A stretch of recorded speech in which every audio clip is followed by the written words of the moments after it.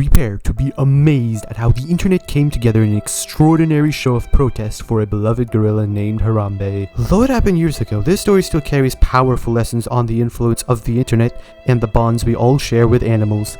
Here is the unforgettable sad story of Harambe. Chapter 1. The tragic day of Harambe's death. It was May 28th, 2016, and the young, enchanting gorilla Harambe spent his birthday in his enclosure at the zoo. What started as an ordinary day turned tragic when a 4-year-old boy who had wandered off from his parents slipped into a gorilla enclosure. Confused and curious, Harambe stood still, observing the child. What is this small creature? Where had it come from? Is he a human or a bang? Harambe was shot and killed by the zookeeper. The zoo and the parents had hoped this incident would be forgotten, but with the unstoppable force of the internet, over 100 million people heard this horrifying tale. Chapter 2. Legends never die.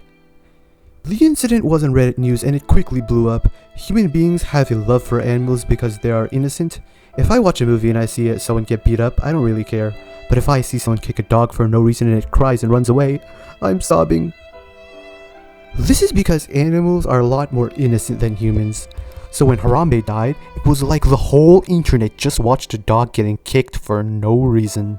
But it wasn't a dog, it was an endangered gorilla.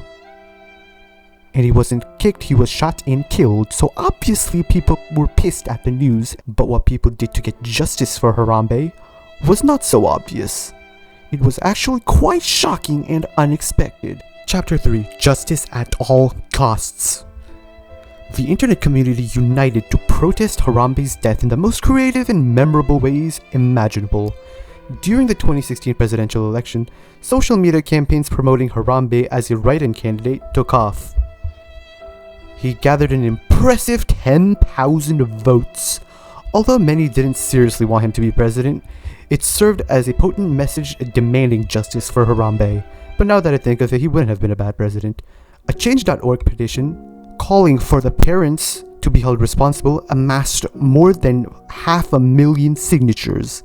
In another feat, a teenager managed to prank Google Maps into renaming a street in Ohio as Harambe Drive. Of course it was in Ohio, where else would it be? But the most extraordinary display of affection was the auction of a cheetah resembling Harambe, whose starting bid was only $10, but sold all the way up to $100,000. Because the bid went so high, it undeniably proved that Harambe had captured the heart of millions.